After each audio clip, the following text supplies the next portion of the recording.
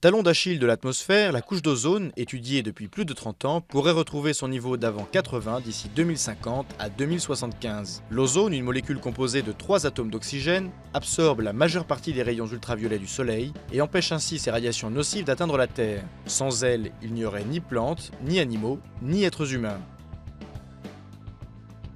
Ce bouclier naturel dressé dans la stratosphère à une quinzaine de kilomètres de la Terre est régulièrement attaqué au niveau des pôles, en partie à cause des composés chlorés utilisés naguère dans les réfrigérateurs, les propulseurs d'aérosols et les extincteurs.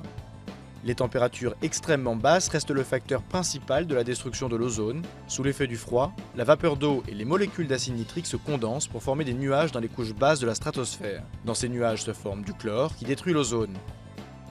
Depuis les années 60, l'ozone a diminué de presque 70% au-dessus de l'Antarctique et le trou dans la couche d'ozone a dépassé 25 millions de kilomètres carrés en 2011. Phénomène annuel qui survient au printemps, il se comble à partir de la mi-décembre. Mais désormais, il se manifeste aussi pendant l'été austral et en février.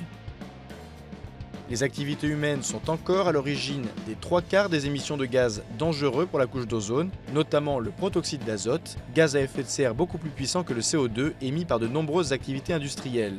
Mais dans la nature, des bactéries vivant dans le sol et les océans en produisent aussi. Les côtes des îles tropicales, les marais salants ou les tourbières figurent parmi les principaux destructeurs de la couche d'ozone après l'homme.